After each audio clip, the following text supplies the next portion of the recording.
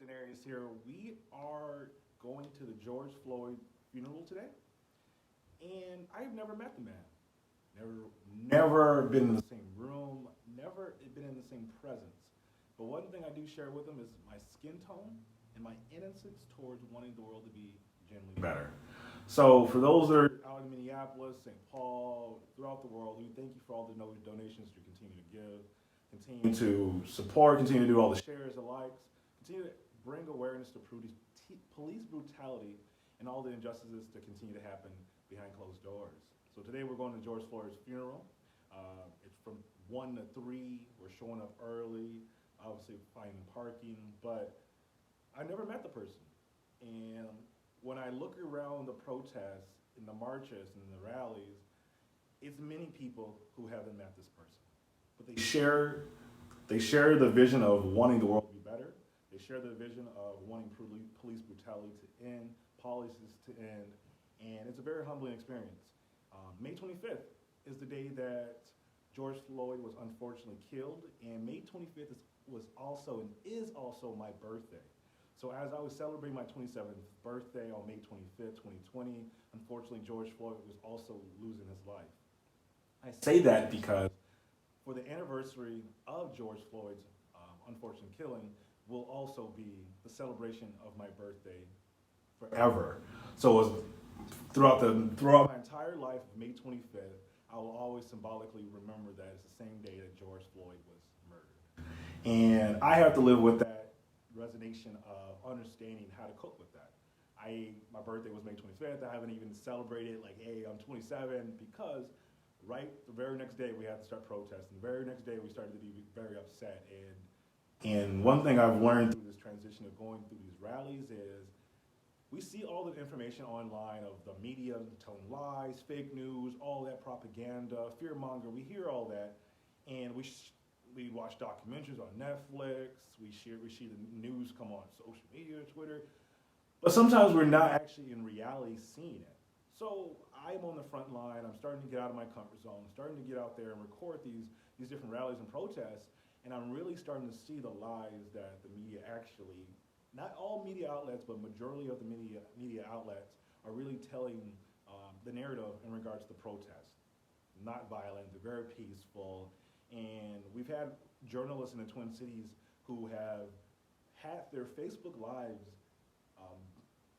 their Facebook completely shut down for 6 months because of the Facebook lives that they've been showing of the truth. We have King Demetrius, a black journalist here in Minneapolis, Black CNN. He recorded them dismantling a white supremacist. He had a 9mm gun and 3 clips on him. And he had Facebook Live that interaction of them dismantling this guy from really causing some damage at a peaceful rally. And Facebook banned his Facebook completely. So the crazy thing that's happening on the front line with all these protests, the military, there's a lot of just crazy things happening with technology.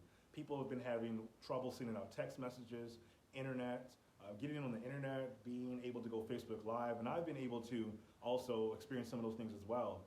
Someone go to my Facebook, you see I go on live, like I do a Facebook Live, and it'll just automatically stop working, and I don't know what's happening.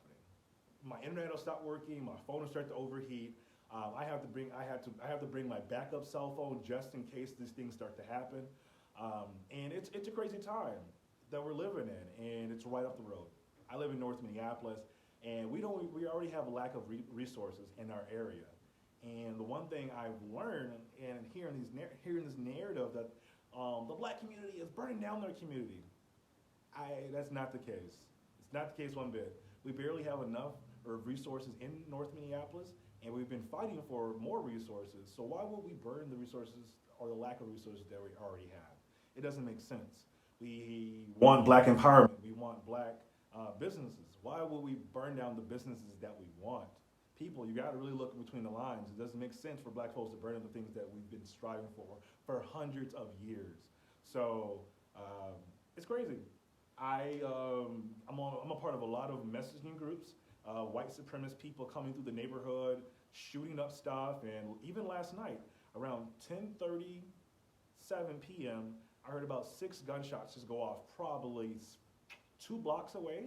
And it's somewhat normal for me at this point, but I actually have this audio recording and cars just speeding off for no apparent reason. So there's a lot of weird things happening in Minneapolis. People ended up missing. I hear stories of people being getting snatched up. There was a body found on Highway 36 a couple of weeks ago.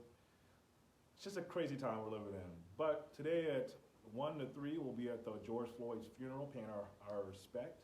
I've never met the man. I stand with the solidarity of the injustice that was done for his unfortunate killing.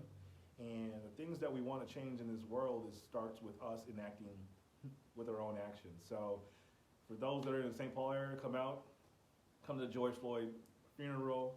As I said, he passed away on my birthday, so symbolically, I will have George Floyd's name resonate with the day on May 25th, as long as I live.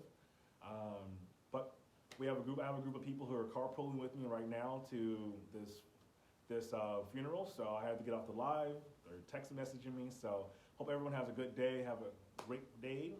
Go out on 38th in Chicago, cut foods, go where he was killed, see the memorial they've been able to spray paint. Finding ways that you can contribute in this time. I also have taken donations through my Venmo. I'll leave the links below as well, but we're going to George Floyd's funeral right now. I got a gun carpool with me, and we're going to get that going. So hope everyone has a blessed day.